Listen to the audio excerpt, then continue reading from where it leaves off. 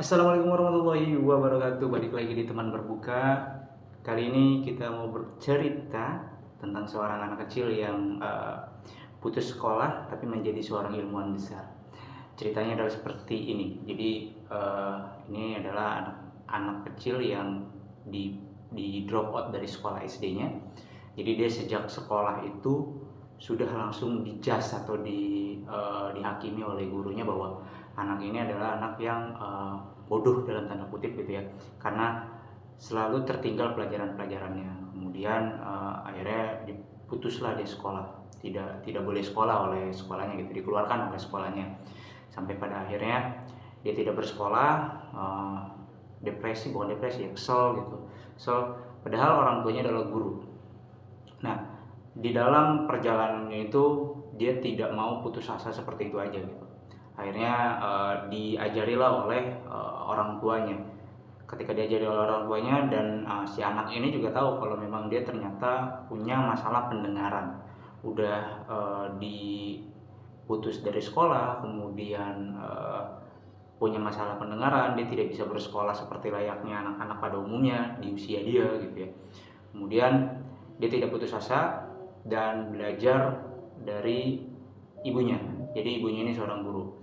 Diajarilah di rumah gitu ya, diajari di rumah. Kemudian dia juga sering membaca literasi ilmiah sampai pada akhirnya dia beranjak dewasa, menemukan membuat sebuah laboratorium gitu kan, di gerbong kosong gitu. Kemudian dia sambil belajar itu jualan koran, kemudian ya pokoknya mencari nafkah ya untuk membantu keluarganya, seperti jualan koran tadi, kemudian jualan permen gitu ya, terus ya pokoknya mengasong apa segala macam untuk menghasilkan pundi-pundi rupiah.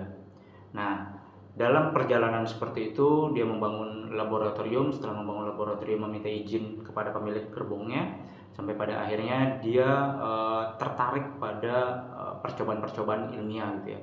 Dia akhirnya membuat percobaan yang sampai dengan saat ini kita nikmati, yaitu lampu pijar.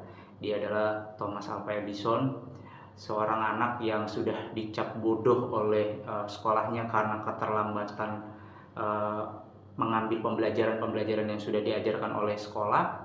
Kemudian juga sudah diponis pendengarannya kurang, tapi mampu bisa bermanfaat untuk orang banyak. Sampai dengan saat ini kita bisa menikmati hasil percobaannya, yaitu lampu pijar. Bukan hanya lampu pijar, banyak penemuan-penemuan yang sudah dicapai oleh Thomas Alva Edison itu ya karena berkat kerja kerasnya dia dan tidak putus asa. Karena sudah mungkin kalau orang yang pada umumnya udah dikeluarkan oleh sekolah, ya udahlah, saya udah nggak punya masa depan, kemudian tidak mampu untuk biaya sekolah, udahlah saya nggak sekolah, putus begitu aja, tidak ada rasa keinginan untuk berusaha melanjutkan pendidikan gitu. Padahal kalau mau ada keinginannya, sesusah apapun pasti ada biayanya gitu kan. Contohnya Thomas Alva Edison ini gitu, dia sudah berjuang dari kecil, bahkan dikeluarkan dari sekolah, kemudian belajarnya hanya di rumah karena mungkin orang tuanya juga kebetulan guru. Bagaimana kalau bukan orang tuanya guru, masih bisa belajar. Apalagi di era sekarang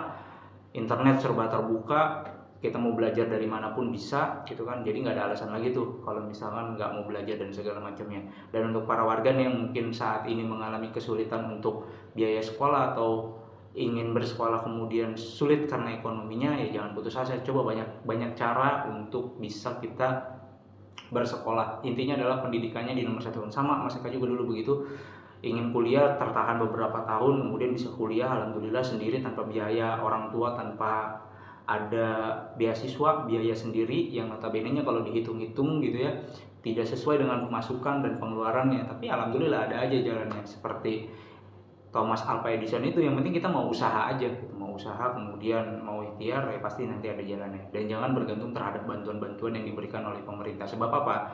Kalau misalkan kita bergantung dari bantuan pemerintah tersebut, ketika bantuannya nanti hilang, kita sendiri yang pusing. Makanya bantuan silakan, nggak apa-apa kalau misalkan dapat, ya berarti rezekinya alhamdulillah. Kalau nggak dapat, ya kita cari dari jalan yang lain gitu kan. Jangan bergantung dari satu itu aja, mengandalkan ya udah berarti saya dapat KJP, dia gantungkan tuh buat biaya pendidikannya dari KJP.